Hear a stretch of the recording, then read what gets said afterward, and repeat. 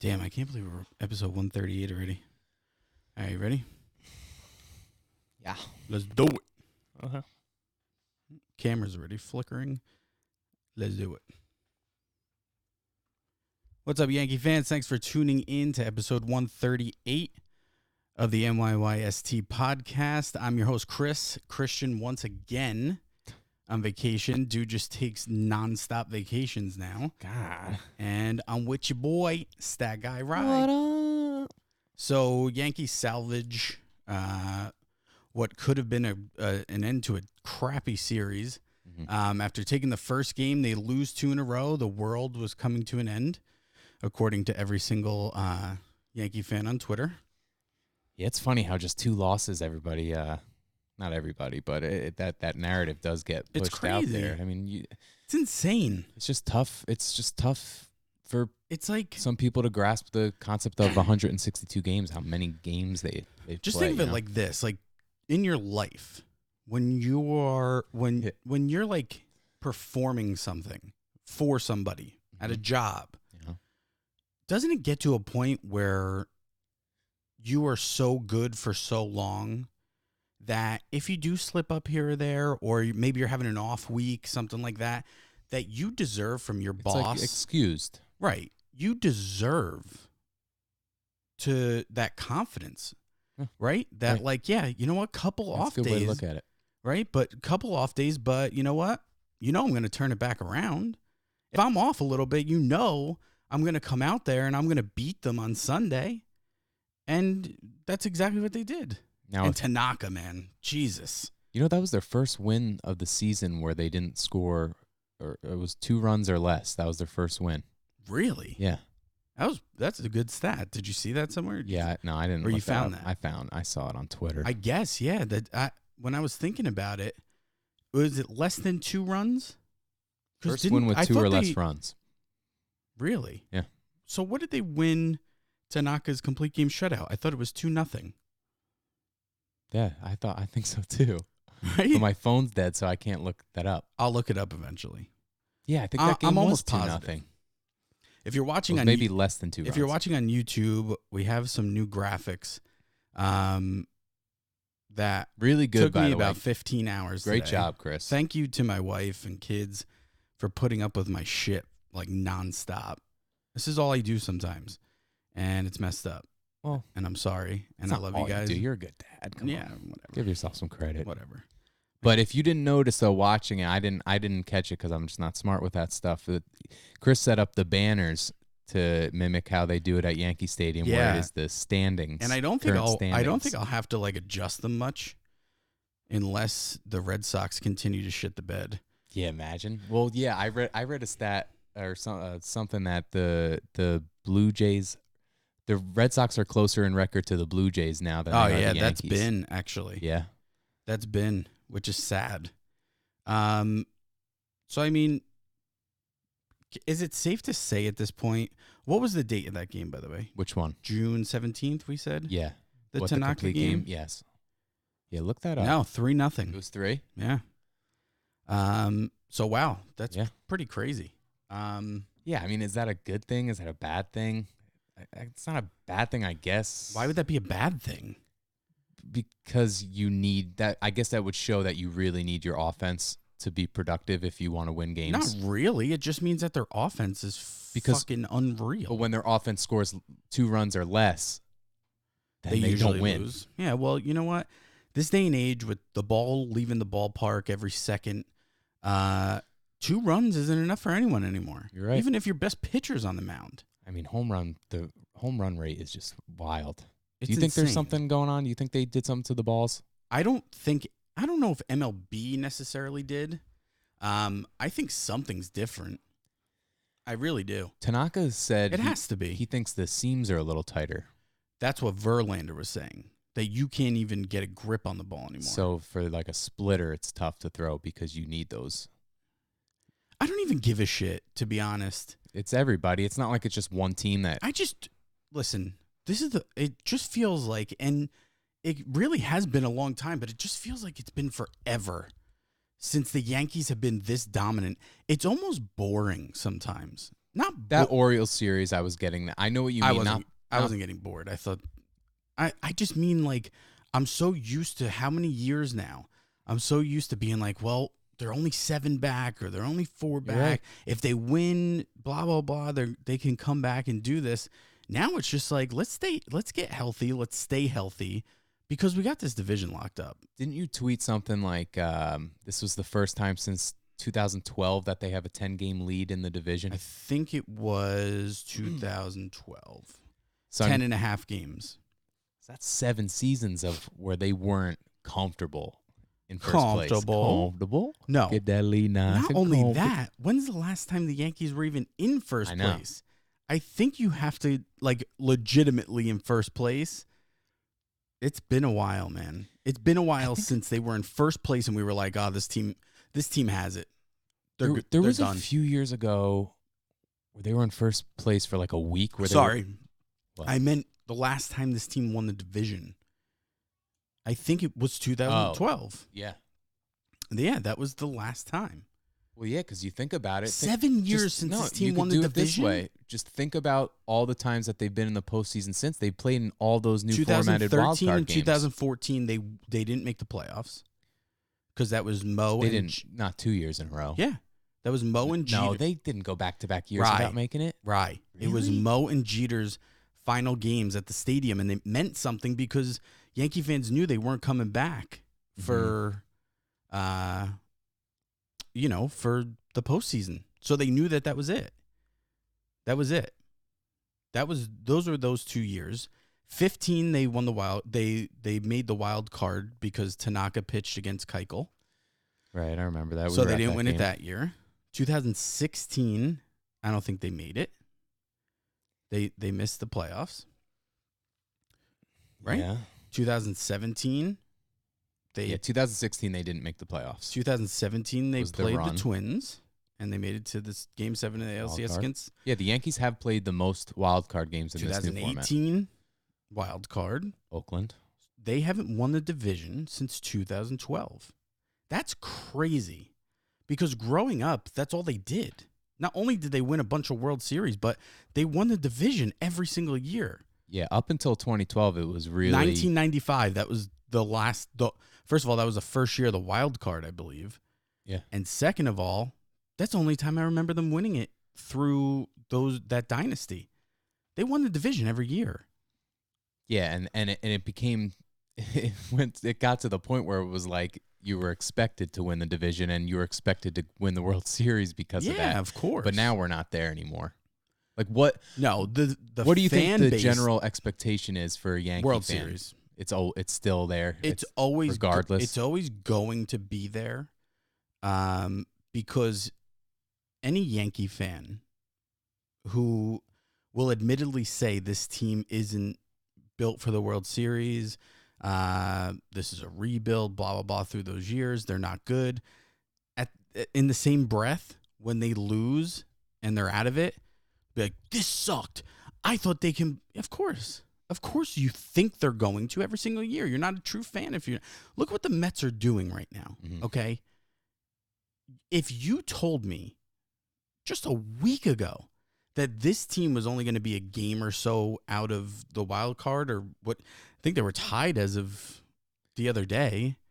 I mean, they were fighting to get back to 500 for so long, and now they're just. Do you rolling. think, especially Met fans? Do you think any of them actually believe that was going to happen? No. Never. No. Never. The one guy on the radio, I don't know if it was Jody Mack. Is that his name? I don't know. He was somebody who he was apologizing for like 10 minutes because he just a week ago called Michael Conforto a bust and they have to get rid of him. Dude. And now it's dude's been on fire. But let me say this to the Yankee fans out there who are getting bent out of shape because of what the Mets fans did the other night. Did you hear that? Yeah, chanting Which is Yankees stupid, suck. Right? Like, get over it. You just won the biggest game probably at Citi Field, biggest regular season game at Citi Field, right? That you've had in so long because you've just been the underdog. You've just been useless for so long. It's cringy almost, no? Yeah, it's disgusting. It's as a stupid. fan, I don't see myself ever thinking of another team like that. But can we just put the stupid-ass fans aside for a second and just as baseball fans. Just look at what this team's doing. I had chills the other night. Yeah. I've honestly, like, deep down, I always say I don't hate the Mets. I don't really ever hope they do well, to be honest. But for some reason, this run, you want to know what it is? I think it's because I don't know. It's not like they had this, like, cocky, we're better than everyone. This is fine. It was more of just like, look, man, we got to pick this up for our manager. We are better than we're playing right now. They've been modest, and I think guys like Frazier really he's clutch, man. He might have some like terrible strikeouts, but when he has to come through, he does come through. Like, here's what I mean by this point. I watch Met games, and they have every right to just be frustrated, beaten, done. And every single day, it's just like you see how bad they want to win, and all of a sudden, it just started happening, which is crazy. I mean, it's crazy. What they did is absolutely crazy. Yeah, especially when everyone counted them out at this point. Hell yeah. And you know what else I think goes a long way is if I'm a player on a team and it's the deadline, right? And my team is thinking, are we buyers or are we sellers? And you think you're on a seller, but then all of a sudden it looks like they're buyers with going out and getting Stroman. That would pump me up and motivate me as a player for that team. And ever since then, they've been the hottest team in baseball. I thought about that too. Maybe that did have a lot to do with it, where they were like, look, they really do believe in us. Right.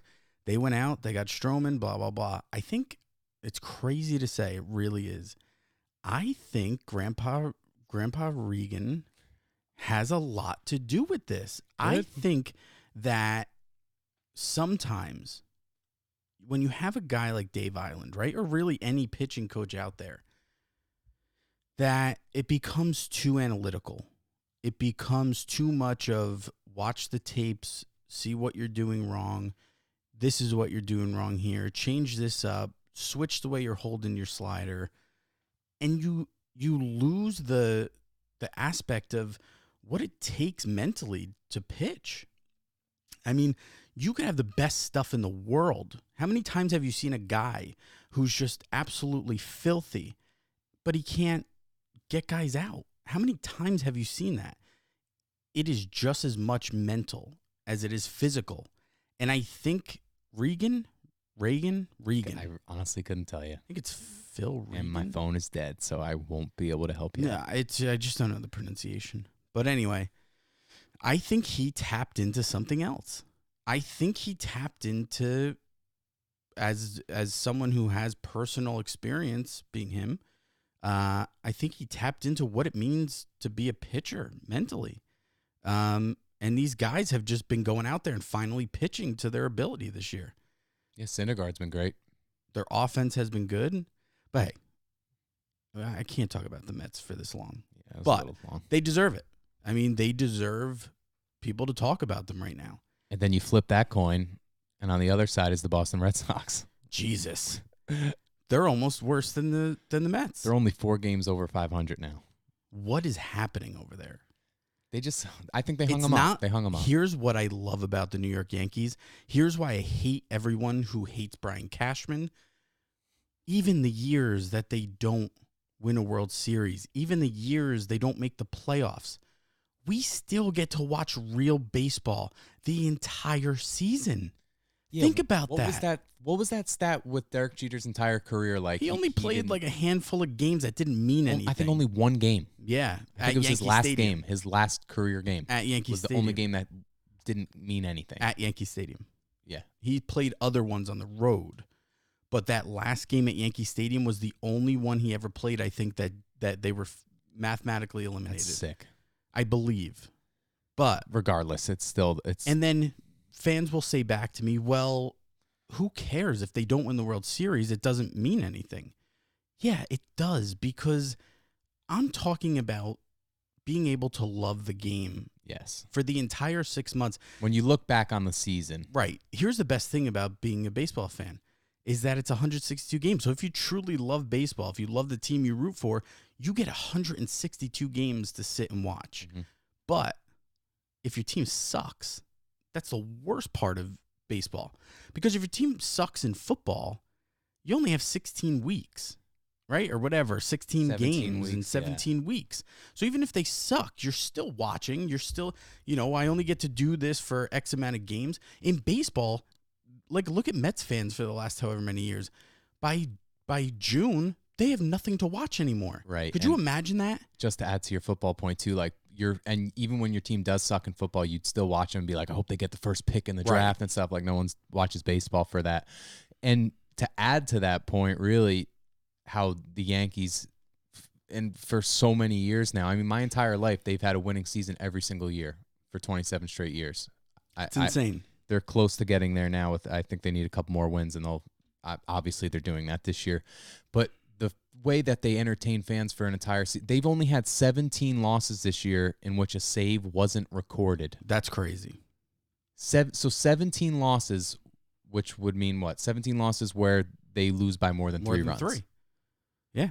And 3 of those games happened consecutively against Boston that last week of July. Crazy. That terrible series, they lost 3 out of 4. Crazy. But other than that, just 2 weeks of games worth. 2 weeks worth of games where this team was, even 4 runs isn't out of it, but where they're out of it. Right. And they're not entertaining you as a fan. Even the games when they're losing, like 8-1 or 9-1, they end up coming back for most of them. That's what's good to watch. And Cashman gets first of all, did you read the story about Cashman? I didn't fully read it. Oh my God. What happened? So he reported a couple weeks ago his Jeep Wrangler had gotten stolen, but they found it in like the Bronx or something. They found it abandoned. Okay. But what they forgot to do was report that they found it. They didn't file that the car was found.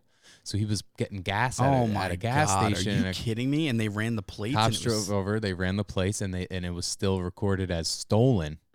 Oh my! So I don't know if they whipped out a gun on him or something. They did, apparently right? I'm Brian Cashman. This is my car. But it's like that's crazy. So yeah, they thought he had stolen the vehicle, but it just was a really that's crazy. An unfortunate mistake there by the police department. Do you think his ego got in the way at that point, and he was like, "Do you not know who I am?" Yeah, I was wondering how he handled. Like, are you fucking kidding me right now? I'm Brian Cashman. I run the New York Yankees. He would have been pretty angry. Speaking of angry, though, Brett Gardner, man, listen to everyone waiting for a Gardy report. We had it scheduled today. He called us last minute and said he couldn't make it. Something with the jet. Something with the Brett jet. He doesn't really want to say anything right now after. Yeah, I think it was more or less he can't get into it because if he hits one of us, right, it's over for him. But dude, first of all, like you can't hit a regular person. Did you watch it? Were you watching that live? Yes, crazy. Were you? I was kind of like cringing at him before I knew the context of it. Like I was like Gardner, relax. Whatever happened, you got to relax. Because I thought he was reacting that way to getting rightfully tossed. But then seeing that he literally didn't say anything. The only thing he did was 2 pitches prior. He banged the roof of the dugout. That's his thing. Which, by the way, I swear to God, I didn't tell my son Jack to do this. I just think he was doing it. We had the sunroof screen open on the car the other day, so the glass was still there. And he has this like little blue Yankee bat. He just starts banging the top of the little mini Brett there. I think he's a Brett fan. But yeah, man, that was wild. But seeing that, he's literally. I've never seen an umpire do that. Yeah, which even if he said something like, go over and give a warning. I understand you can't complain about balls and strikes, but I mean, did Maben scream fuck at that point? Because fuck will get you thrown out. He might have said something, dude. He was sitting next to Gardner on the bench. I know he screamed at one point. The best part, though, was like for 3 minutes, Gardner sitting there going, just talking about like anything. And then he goes, then someone like looks at him and they're like, yeah, dude, you got to go. You got thrown out. He's like, wait, me? You're staring like blindly. And then he thinks they're a joke. And then it's like you're watching this in slow motion. Mm-hmm. Everything is starting. You're watching it process in his brain. And then he just explodes. You see CeCe? I saw just a picture of him screaming out because he's going. Boone goes back out and he asks the umpire, "Did I get tossed too?" The umpire. Oh yeah, who, me? The umpire goes, "No, this was after everything." The umpire goes, "No, I didn't. You're still good. Like you're not thrown out of the game." Yeah, I think I might have saw something. And then yeah, and then Gardner mimics. he's screaming, "How about me? Yeah, how about me? And I'm gone." Cece's laughing, right? And Cece's laughing. That was hilarious, man. Honestly, just a crazy. And if they were struggling right now, you would be so much more pissed off about it. The fact that this team is just so dominant in the AL East right now, and Gardy reacted the way he did, it was more entertaining than anything else. What pissed off Gardner there was that it forced them. They didn't have another outfielder other than Aaron Judge, and Judge needs his days off. So Gardner was pissed that him getting thrown out had to force Judge into that game. Right. And and then did you see that call later in the game with the Maben? I think it was Maben. They called it a foul ball because they said the ball hit his bat twice. Oh my God, that was and it wasn't awful. It wasn't even close. But it's a non-reviewable, which I don't get why that's non-reviewable. Because hold on, isn't a hit by pitch reviewable now? I don't know. Like where they could review if it hit you or not, so you can't like act and say it hit you. I should have looked that up. I believe so. Like if that's reviewable, then why isn't the foul ball hitting your bat twice reviewable? That's a good question. Because I think it is reviewable. Fair foul is reviewable, like a home run. I mean, that was clearly not hit twice. Here's why. Here's why I would think. Because the umpire is calling a dead ball, right? Which then stops the fielders from making the play, right? You see the umpire say dead ball. What are you doing as a fielder? Okay, well, let me pick up the fucking ball, then I'm done. Yeah. So it's not fair to the fielders that the umpire made a mistake, right? Because they stopped playing. But then can't that argument also be used for the hit by pitch? No. Because they rule dead ball if it hits you, but if it didn't hit you, then the play would continue. I think it's maybe you can only challenge the other way around. Yeah, maybe. Maybe it's the team that feels they got hit can challenge, but if he calls dead ball, maybe you can't. I don't know. But I think that's the reason why. If he didn't call Maben for hitting the ball twice and say he really did, can they review it? Then I think they can review it. I think they can say, no, that wasn't a base hit. It hit his bat twice. That game really sucked. That was definitely the worst game of the series. Cause those two games kind of sucked. Yeah. But that one, they lost 8-2, and that game, I don't know if they were winning at this point, but DJ LeMahieu made, I don't even know if they called it an error. He just lost the ball in the lights or whatever. Then, no, they were winning at that point. Yeah, they were winning 2-1, I think. Yeah. And then he lost the ball. And then a 3-run homer. Hap was pissed about it. How about Bo Bichette? What the hell is Bo Bichette. Bo Bichette, man. He is good, dude. He's phenomenal. His father played. His father, yeah. He was there. Oh, yeah, I think I saw that. Let's talk to, because you brought up DJ, so we got to talk about some guys here who have just been phenomenal outside of DJ LeMahieu. Gio Urshela, man. Did you see my tweet the other day? I don't know. He hit 2 home runs after hitting 2 home runs the game before. I tweeted, he was the first Yankee to do that since 2013, I believe, to have back-to-back games with 2 home runs and 4 RBIs in each. No, that's who I thought it was going to be. A-Rod? Alfonso Soriano. Oh, remember that run, dude? Yep. He had like he had a crazy 9 RBI game the one time. And we were like, this is why they brought him back. I think it was against the Rangers. I think you're right. Remember, dude, he had like a grand slam, then a 3-run home run. Our dad was actually at that game, I think. I couldn't tell you. Yeah, I'm almost positive. For some reason, I remember that. If you think about it, speaking of like... Because we're brothers. We are. Like how great DJ LeMahieu... Like I've never seen a season being had that like by a Yankee that DJ LeMahieu is having this season, but that run Alfonso Soriano went on that year, I think if that's the same one, was like one of the best runs I've ever seen a player. Is DJ LeMahieu starting? No, I'm not even gonna say it. Oh, you gotta. I feel like he's had a couple errors lately, or like some misplays, and like that was just the unfortunate error. But yeah. I mean, can you blame the guy? He's playing first base one day, and then second, third. When you're Jay Happ at that point, and I tweeted this too. You don't fucking go out there and give up a No, you bail them out. You gotta pick your teammates up, and who's the one guy who deserves to be picked up more than anyone? DJ. Come on, man. It's Totally ridiculous. Agree. Yeah, I actually said the exact same thing after he gave up that really pissed me off. What are they gonna do with J-Hap? I mean, what is this team gonna do? I'm thinking that you don't get rid of him. I could see them, if this continues to the midway point of next season, I could see them just cutting ties. Really? Yeah. But well, the problem now is you don't have anyone. Right. He was a lock for me this whole time to be on the postseason roster, but now I think it's going to be a toss-up if he's going to get that, if he's going to get a roster spot. I'm not saying this would ever happen. I'm just asking hypothetically. If it came down to one more spot, you had to choose CC or Hap. That's exactly what's in my head right now. Who would you choose? CC. You have right to. Now, you have to. You have to. That would be my thing. I think the final spot is going to come down to three guys. It'll be CC, Hap, or Nestor Cortez. Sevy is coming back. Yeah, he's feeling good. Said he went better than expected. Better than expected. You don't hear that often Jesus this season Christ. with injuries. But Tansis, I'm hearing, is not far behind him.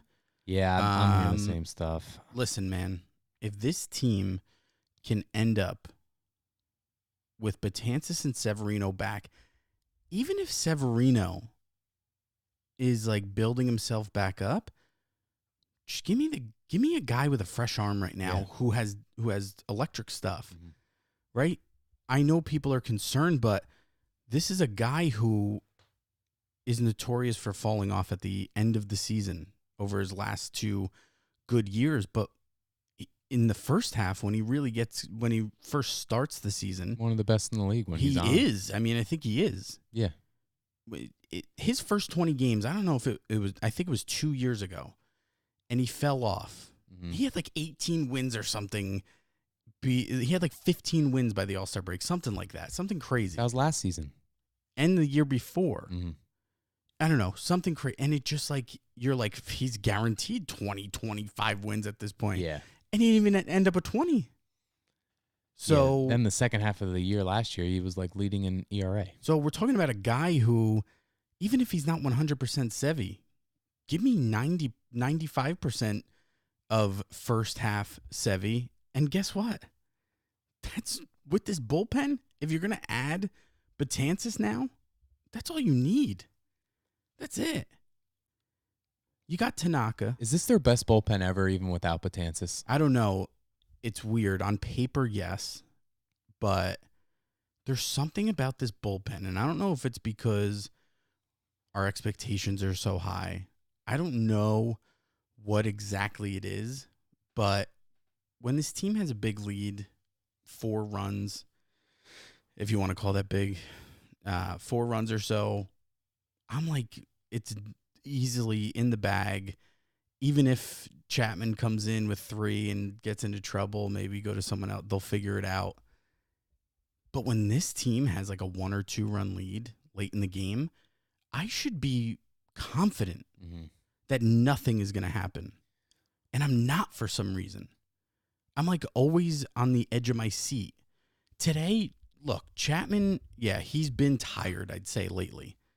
But I still shouldn't be sitting there with a 1-run lead in the 9th. Yeah, I was worried about that one. With a guy who is being paid the amount of money he is and has the stature of, one of the best in the game right now. I shouldn't be sitting there going, they're not going to win this game. Because he only has 1 run. That hit, and then Chapman had to come in. I totally thought it was going to get blown. And you can't feel that way in the postseason. I mean, it's scary. I guess the main difference, though, because I think that's kind of been the case with their middle relievers for a few years, but it's been their offense that doesn't come through to bail them out in a way or make it so you don't even realize it.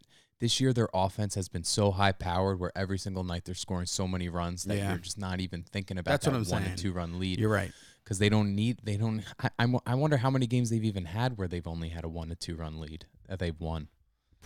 There probably hasn't been many. They usually win games by a good amount. But, I mean, at the end of the day, you can't even talk good about this team because the number one response back is, well, this isn't October. Come October, they're not built to win a championship, so on and so forth. I get it. They didn't get a pitcher. They didn't. But that doesn't mean you're not watching a phenomenal baseball team right now. It doesn't. It just means that they might have to get creative. That's what they're going to have to do. And you know who's going to be a really important, I think, make or break for them is Aaron Boone. He has been the make or break. He's going to have to make a lot of good, smart moves in the postseason. Any other team that would endure this type of adversity, injuries, whether they had depth or not, crazy, they would not have the same results. Not the best team in baseball. Unless they had a manager like Aaron Boone, like the way he manages this baseball team. It's the truth. He has to win Manager of the Year, right? Or are they not going to give it to him because it's the Yankees? Like, is it going to be the Twins? Is it going to be Rocco Baldelli? Oh, I got to crack my back, man. You know what bothered me with Alex Jones? They probably won't because it'll be like, oh, the Yankees, how hard could it be? With the Alex Jones on Joe Rogan, do you notice how much he was belching when he's going, I just did that. It just reminded me of it. It makes me, you can't even breathe. Yeah, I know.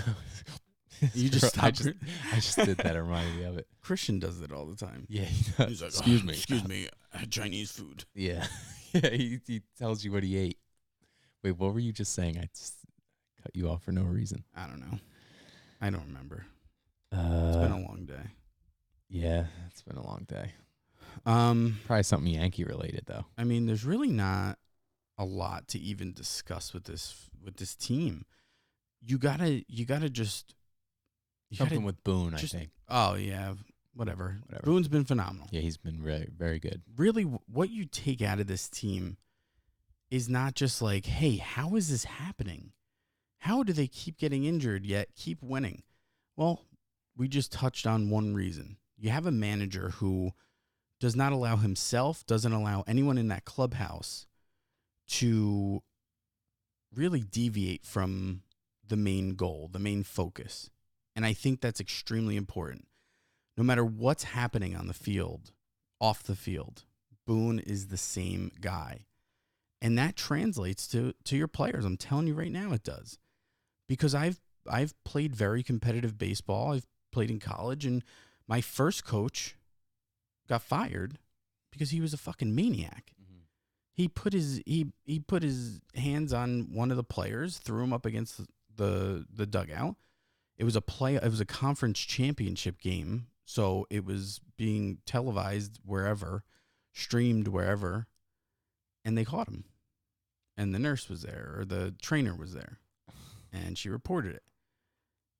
But with every loss, when he would come on the bus or whatever and start flipping out, you would just sit there, and he was a great coach. He was probably the best coach I've ever played for. But you would sit there and be like, dude, this guy's a maniac. We better not fuck this up. And you would get to practice, you'd be tense. You'd be scared to have fun.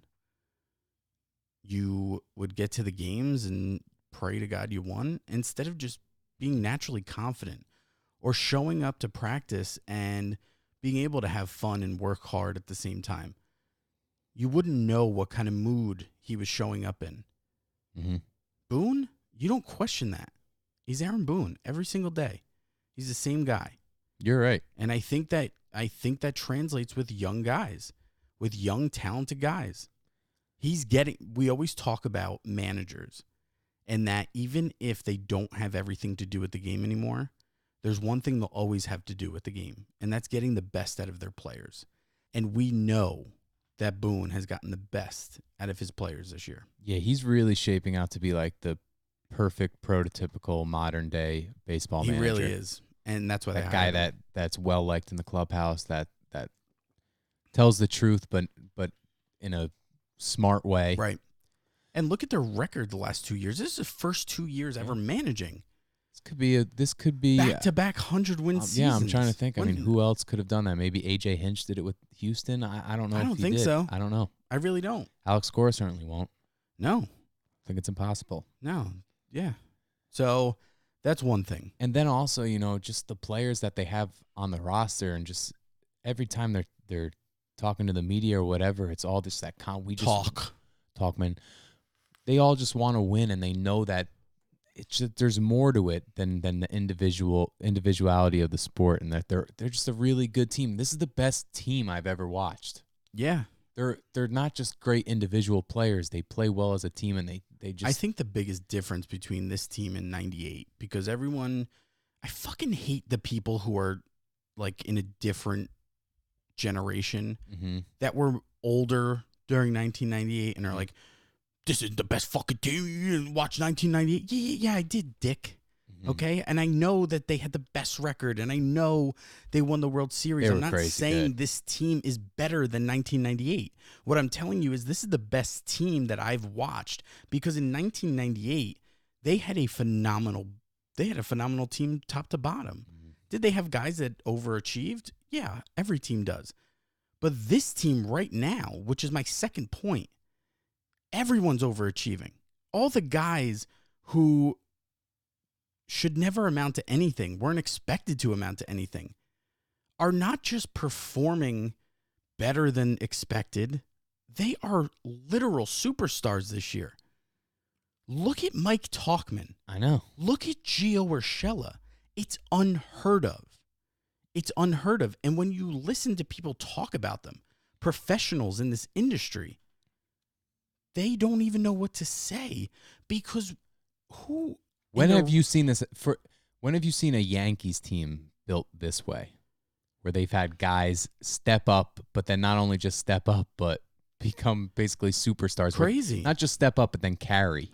And here's the thing, too. You've seen, I think this is what you were trying to say. You've seen guys like Shelly Duncan, right? He's a great fucking example. Shelly Dunks. He what? He had like 10 straight games with home runs or some shit, whatever it was. I don't think it was that, but it was something. Whatever it was. And then you were like, this fucking guy's a superstar. I love Shelly Duncan. Right. He's ugly. That's exactly what He's I ugly mean. as fuck, and he scares me when I look at him. But Shelly Duncan is our next. Kind of look like the guy from the Goonies. Oh my God, he's so ugly, right? Yeah.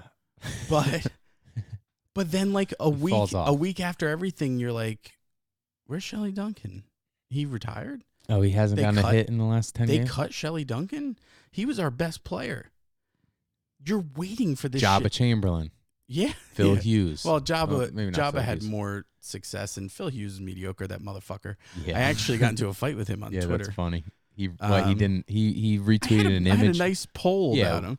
Which was talked about during the Yankee game, I know. by the way. And Rucco would have given me... Rucco and I talk via social media a lot. He actually did an article that I wrote. He helped me out with. But I feel like Rucco would have made a mention, even if he didn't mention my handle, he would have said something to the effect of someone posted a poll. Mm-hmm. But all he said was Phil Hughes was talking about how he's a Hall of Fame tweeter. Right. And I'm like, well, what's going on here? So I go on Phil Hughes' Twitter, and he didn't even retweet the poll. He screenshots it, crops out my name, and then posts it. So I called him out. I was like, here's your legacy. Rightfully so. Here's your legacy. You know, someone who doesn't show any love, just photo screenshots with no retweet, whatever. So he apologized. Yeah, and then sorry, props. And then nice did poll. you see Tommy, our buddy Tommy? No. Did you see he commented, Phil, you got to go on the NYYST podcast, and he responds back, don't tell me what to do. No way. Yeah. Oh, I didn't see that. That's great. Anyway, I don't know. What were we even talking about? Jesus, man. That's what's so hard with doing this kind of stuff. You got to like remember what you're talking about all the time. Talkman. Maybe that's what we're I do remember. Anyway, Shelly Duncan. Now you have guys who are just not only sustaining it, but exceeding it almost every single week, it feels like. It's crazy, man. It's absolutely insane. And that's why the whole next man up thing, whatever it is, that's a big reason why they're winning. But where does that stem from? Where does that start? Where does a guy like Mike Tauchman getting called up and finding the confidence. Well, of course, it starts with Cashman. Yeah, well, that's what I was right? thinking. But it takes more than just acquiring a player for that player to be great. Sure.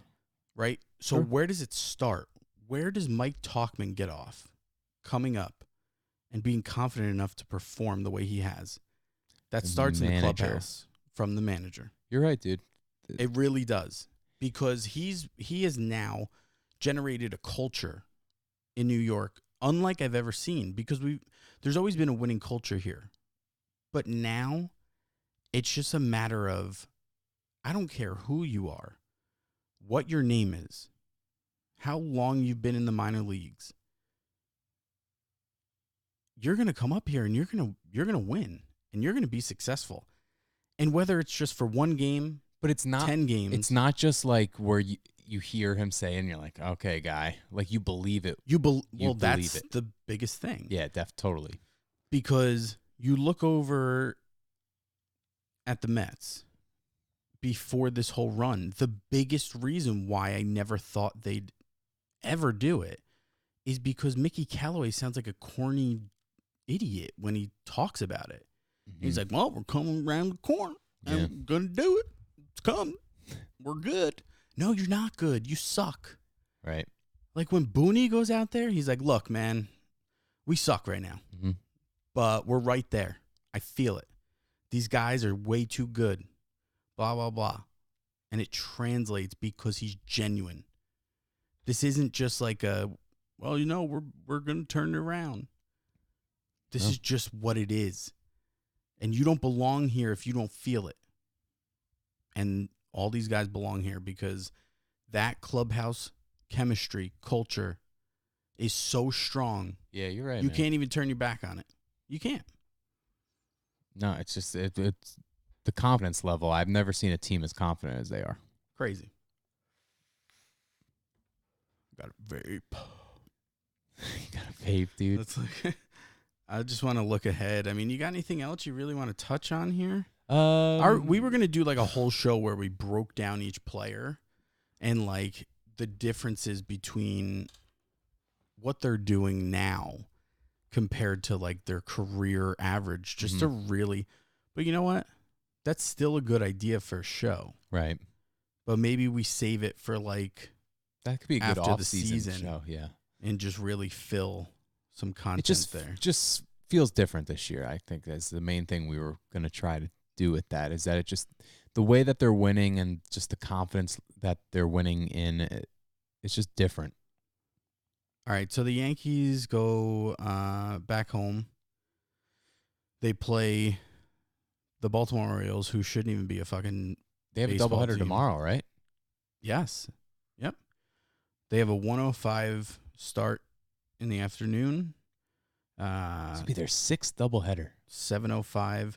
Hey, they've been filthy, right? You tweeted they were 9-1 this year. Yeah. And they lost their first opener game now. Yeah, they're 10-1 now in opener games. That's crazy to me. And you're right. I think that could be a way they go in the postseason.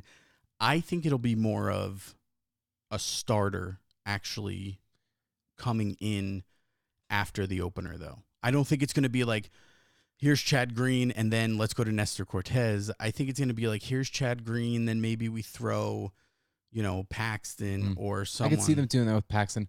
I don't know, though. I think they'll go with starting pitchers, but very, very short leashes and 3 innings where you can pitch 3 innings, but once you put a runner on, you're done. I hate the idea of James Paxton sucks in the first inning, so let's use an opener. No, because his first inning inning. But maybe he should try an opener, and while that first inning is underway, he's in the bullpen throwing a simulated inning, just like he would. It's no longer warm-up. This is in-game. 100% on that mound. Maybe that's what he needs. And then you come out for the second or third inning, whatever it may be. He's looked good his last 2. He looks great. He's starting to turn the corner. I'm telling you, man. I definitely don't put him in there, but I almost would put Paxton in that Tanaka category, where I really think Paxton's going to come through in the big game for them. I've been saying it since the I beginning. hope so, dude. I really think he's going to come through for them. I really hope so. Postseason. He seems like the kind of guy who's like, who goes out there, grabs his fucking balls. They have so many just businessmen on that team. You know? There's a bunch of guys who just go out there, do their job, do it well, get paid. Gotta do your job, do it well. I mean, think of Tanaka. Like, look, pretty much every game now, unless they go on a drastic losing streak, they're not really heightened in terms of like importance. But for Tanaka and an individual standpoint, today was a very important game for him because he's been struggling. Yeah. So for him to come out there, this was a very in a game where their offense didn't show up. Yep. And to go out there and throw 8+. Not only did their offense not show up, but they've lost 2 in a row now. Mm-hmm. And they're on a losing streak. You don't want to lose a series against Toronto. That's a good point. That was a great job by him today. And I loved how he was just watching that game in the 9th with Chapman. Like, he was just like, come on, Chap. Just get it done. They got 4 against the Orioles. I mean, they just sweep them. Yeah, come on, guys. It's the These worst. guys suck. They suck. They'll probably lose 1. They're very bad. And then they got 4 against the Indians, so they play 2 teams this entire week. Yeah, what? Then that Indian stretch starts a pretty tough string of games for them because then what is Oakland, then they're off Monday. And they go to Oakland and I don't know when we'll come back to you, everyone listening, but or watching on YouTube.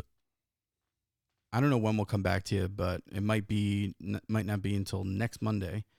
But then they go to the West Coast where they have the A's. I'm pumped for that Dodgers series. A's and Dodgers, and then the Mariners, and then the A's come back to us. I think we're going to one of those games. Yeah, we are. Whatever. So, hey, look, here's the best part of the end of August right now. You got 4 games right now against the Orioles. You have to take advantage. Especially with the tough stretch coming up, you want to win these games where they're pretty easy to win. Not easy to win, you get what I mean. Then you end the month against the dreadful Mariners, and then 2 at home against the A's. You still have a lot of games in August that you can easily win before you go into September. Man, this shit could be wrapped the fuck up. I think their magic number is 36. Yeah. Well, you got all that. I had something else to say, but I can't. Oh, maybe the Field of Dreams that they're going to be playing a game against Chicago next year. That's awesome, man. That's finally a good idea. Now, did you see the design for the stadium, though? Did you see my tweet back in April? No. Where I had the Yankees coming out of a corn field, right. like all the dead Yankees, the injured ones, who are all pretty much still on the IL. You should have reposted that. I did. Oh, okay. I said, I think I saw that on Reddit. I put me and then colon whatever, and I said tweets this back in April, and then I put MLB, Yankees, White Sox, Field of Dreams, done. They stole my idea. Yeah, you probably triggered that whole idea. I probably triggered. You got it. But did you see the design for it? It's pretty awesome. It's unreal. You got they're not playing on the cornfield stadium, but the center field of the cornfield is now a patch of dirt that you walk through, and that's the pathway to get to the new stadium that they're building, I guess, for this event. So that was really cool. 8,000 people. Now my question is, you gotta have Kevin Costner throw out the first pitch to Ray Liotta. To Ray Liotta, though. Have to. Like in the movie. Have to. Or you have to have all the players throw a pitch to their dad. Or you get the guy who played his dad in Field of Dreams. Yeah. That was the catcher. Ray Liotta. No. Ray Liotta played Shoeless Joe Jackson. Oh, you're right. Shit. Yeah. So. Wow. Yeah, you're right, dude. Did I say that right? Shoeless Joe Jackson? Yeah. Yeah. Shoeless Joe from Hannibal, Missouri. Hannibal Mo. That's actually finally a good idea. That's going to be finally a good idea. Awesome. Especially for people of Iowa. Like, they don't get to watch professional baseball in Iowa. That should be exclusive to Iowans. Is that how expensive? Oh, I was thinking that because apparently it only sits 8,000. And how many of those are going to be? Well, they got to have press, right? They got to have a lot of press room. Yeah, true. Because you can't have the media and like high named people taking up too many seats. You got to have some fans. Real fans there. You really do. this is going to be crazy. That movie always kind of scared me when they would step off the field and turn into an And old die. man. Yeah, dude. I was like, And go back to being dead. oh my God. That was kind of like a horror movie for me at some point. Sometimes I sit and I'm like, what kind of drugs did the writer of this movie do? And he was like, you know what, dude? He must have really loved baseball. We should have a bunch of fucking dead guys Come out of the corn maze. But guess what? They can't fucking leave. Dude, that's a horror movie on paper. That's a horror movie. It is. But if they leave, they turn Maybe it old, was, and then men. Costner showed up. Kevin Costner showed up. Field of Nightmares. And he was like, started doing the read and had a completely different take. And he was like crying because it was so, then the writers were like, holy shit, genius. Did you know that Kevin Costner wanted to be a professional baseball player? Yes, I did. But he always said, he was too short. He was too short, and then he decided to become an actor. And right when he made that move, he had a growth spurt, but he said it was too late. I'm going to be an actor. I guess if you're not good enough to be something, you can always try and act like you're something. Right.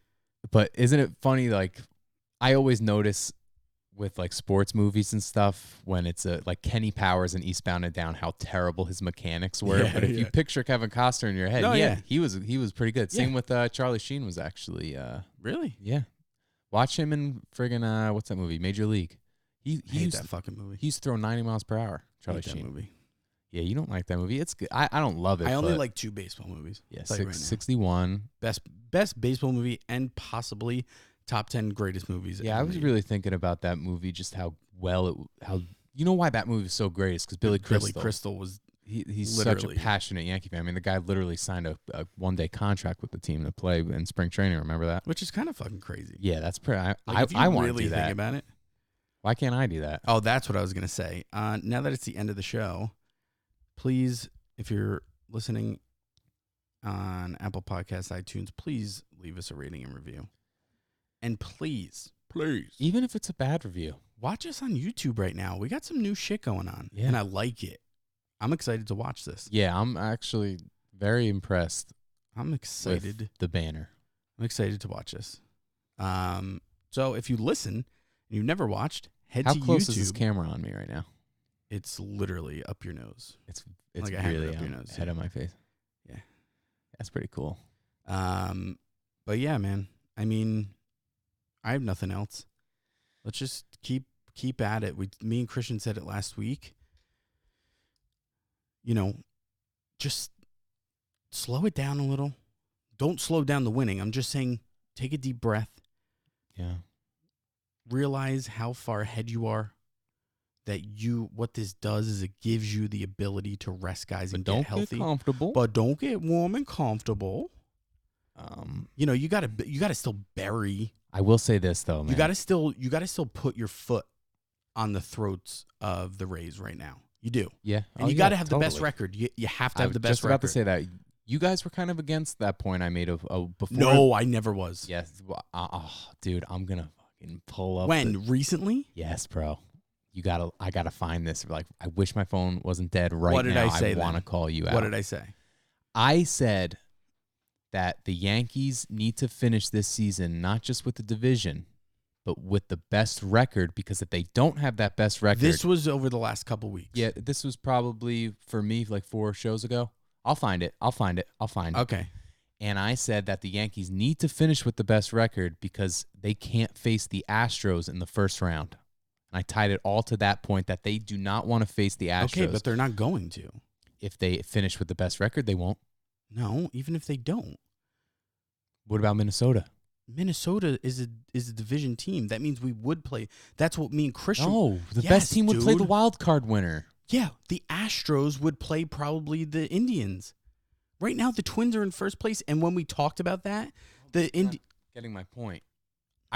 But when I was making this point, it was the Twins and the Yankees were 1 and 2, and I said that if the Yankees don't get the 1 and the Twins do, then the Yankees are going to have to face the Astros in the first round. Okay, fine, that's fair. Yeah, I got to pull that up again. But wait, now is Houston the number 2 now? Houston is number 2. Are the Twins falling a little bit? I haven't even followed them. I don't know. But my point was that they need to finish with the best record because they can't face Houston in the first round. That was my main argument, and you guys said, "No, I don't care." You said you wouldn't mind facing Houston in the first round. But even if we had the second best record, we wouldn't face Houston. If Houston had the best record. If Houston had the best record, you but were at saying, that time okay, it was more I of a got it. debate between Minnesota and the Yankees. No, yeah. Listen. Where, like, if the Yankees don't finish the best record, that's fine, but then Houston has to finish with the best record. You are right. It's got to be Houston or Yankees as the one. We were saying that if it had to come to that, it's not the end of the world in a sense of you take what you get and fuck You're it. gonna have to I'm face not them going to be eventually. scared. Right. But would I rather face them in a 7-game series? Absolutely. I don't want to face that team in a 5-game series. No thanks. Best of 5 with those pitchers, even before Greinke. No, yeah, even before him. No, yeah. Nope. 100%. But they gotta. So I also take back that I said that that you were disagreeing because my point was something kind of completely different. But here's the most important reason why they need the best record. Because no matter when they play the Houston Astros, if that in fact does happen, which is extremely likely, they need home field advantage. Yeah, totally. Here's what it is. Finish with a better record than the Astros. Yeah, that's it. Okay? That's your biggest thing. Yes. Because Yankees home field advantage in 2017, they probably go to the World Series. They didn't. If Game 7 is played at They didn't lose a home game. If games right? No. That entire postseason. If Game 7 is played in New York, they're probably at least winning the pennant. That's a fact. Because they dropped their first two against Cleveland. Then they won their next two at home, and then it was just the home team kept winning in that Houston series, and Houston unfortunately had one more home game than the Yankees did. So I think that's extremely important. That's ultimately the main goal is to finish better than Houston, and they know that. Yeah, so it's not like they're going to be like, "Oh, these games don't matter. We clinched." So they can't It is going to matter, but it gets to a point where you have such a big lead that. Yeah, you want to be better than the Astros, but health you also need to be healthy, and sometimes health might become more important at that point. And plus, I imagine that the Yankees will take that approach where they're just, not completely relaxed in September, but they have so much friggin' depth with these call-ups that come up in September that they could put out their B, C lineups, and they're better than most Every lineups. time Boone throws out a shit look at these lineup, lineups they kill it. out. They win. They have AAA guys I told every you, night. Majority of their lineup is AAA guys 2 years ago. It truly doesn't matter who was in that lineup. They find a way to win. They do. It's awesome. All right, let's wrap this shit up. We'll probably be back next week. I'm working. I didn't tell Christian this yet because he's been gone, but I'm working on getting us an internet radio station. That would be cool. Thinking about we got to have more content, man. Doing shows once a week, even when the schedule doesn't, and we've all had some crazy shit going on, but doing a show once a week doesn't cut it. If I can come up here late night, it'd be like an after hours type show, like 11 o'clock, midnight, whatever. People can call in. It'll be live. No video. Probably just calls. And just like give some more content. I'm trying to work on it. I'm trying to see what it entails. And I think it would be cool. Yeah. So that could happen. That'd be cool. That could happen where I'm just kind of, and at my point is if you guys, well, Christian goes to bed at like 8, but if you guys he eats dinner at like 3, ever wanted to come over and do it too, whatever, but we'll be back probably not until next Monday. Thank you for listening. You want a fun Boston Red Sox stat before we go? I do. They are under 500 at home this year. Ooh, that's tough. Not good. You want to hear a better stat? Yeah. I don't know if this is true anymore. But after the Yankees won their 15th straight at Camden Yards, I tweeted the Yankees have won 15 straight games at Camden Yards. The Orioles have won 17 games at Camden Yards all season, which means that Orioles fans... That is hilarious. Orioles fans have almost seen the Yankees win there more than the Orioles for this entire year.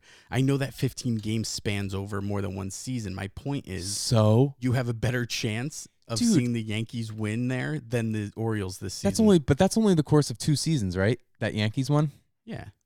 Yeah, that's fucking crazy. Oh, in the Because they've only it's played 15 straight. Yeah, and they lost a couple games last year there, so it must have been from like July or August. But Crazy. that is wild. They've only won 17 at home this I year. don't know if that's different Right, now. That it might be like 19 now, or if but they won. still, I mean, how awesome is that? You found that one? Yeah. That's an awesome stat. Yeah. I like that one. That is a better one than the Boston one. All right, let's wrap this shit up. You got anything else you got to say? Nah, man, we're good. All right, Stat Guy Ride. Go Yanks. Chris, say goodbye. Peace.